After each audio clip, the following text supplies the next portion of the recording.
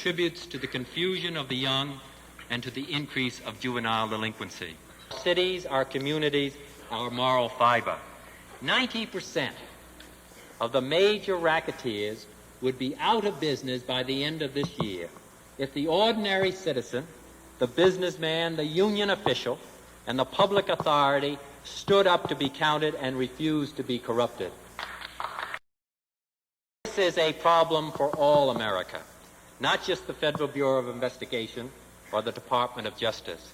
Unless the basic attitude changes here in this country, the rackets will prosper and grow. Of this I am convinced. They damage the free enterprise system in the eyes of the world and do a disservice to the millions of honest Americans in all walks of life. Where we have evidence of violations of the law by these respectables, we will take action against the individuals involved as well as against their companies. But in the end, this also is not a situation which can be cured by the Department of Justice. It can only be cured by business and unions themselves. The third area is the one that affects us all the most directly, the field of civil rights. The hardest problem of all in law enforcement are those involving a conflict of law and local customs. History has recorded many occasions when the moral sense of a nation produced judicial decisions such as the 1954 decision in Brown versus the Board of Education.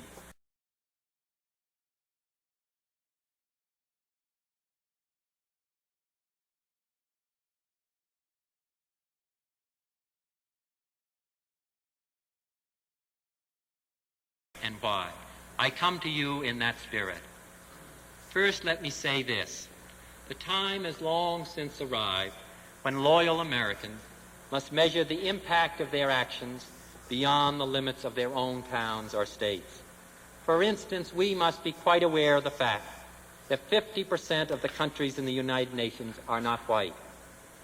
And those people will decide not only their own future, but ours, how the cause of freedom fares around the world. That will be their decision. In the United States, we are striving to establish a rule of law instead of a rule of force. In that forum and elsewhere around the world, our deeds will speak for us. We are maintaining the orders of the court. We are doing nothing more and nothing less. And if any one of you were in my position, you would do likewise, for it would be required by your oath of office.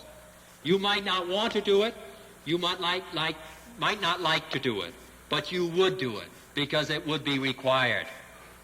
And beyond that, I cannot believe that anyone can support a principle which prevents more than 1,000 of our children in one county from attending public school, especially when this step was taken to circumvent the orders of the court.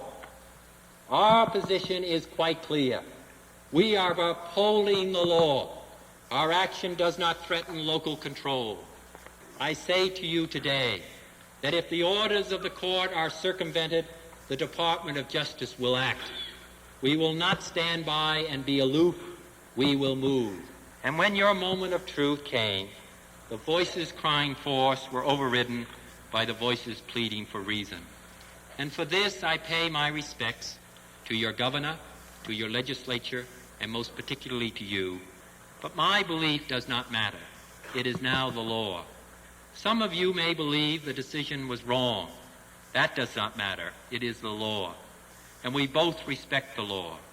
By facing this problem honorably, you have shown to all the world that we Americans are moving forward together, solving this problem under the rule of law. Our system depends upon the fullest participation of all its citizens. My firm belief is that if we are to make progress in this area, if we are to be truly great as a nation, then we must make sure that nobody is denied an opportunity because of race, creed, or color. We pledge, by example, to take action in our own backyard, the Department of Justice. We pledge to move to protect the integrity of the courts in the administration of justice. In all this, We ask your help. We need your assistance. I come to you today, and I shall come to you in the years ahead, to advocate reason and the rule of law. It is in this spirit that since taking office I have conferred many times with responsible public officials and civic leaders in the South on specific situations. I shall continue to do so.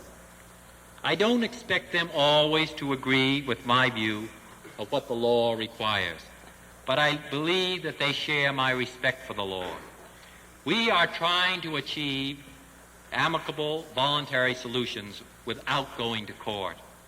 These discussions have ranged from voting in school cases to incidents of arrest which might lead to violence. We have sought to be helpful to avert violence and to get voluntary compliance. When our investigations indicate there has been a violation of law, we have first asked responsible officials to take steps themselves to correct the situation. In some instances, this has happened. When it has not, we have had to take legal action. These conversations have been devoid of bitterness or hatred. They have been carried on with mutual respect, understanding, and goodwill. National unity is essential, and before taking any legal action, we will, where appropriate, invite the Southern leaders to make their views known in these cases. We, the American people, must avoid another Little Rock or another New Orleans. We cannot afford them. It is not only that such incidents do incalculable harm to the children involved and to the relations among people.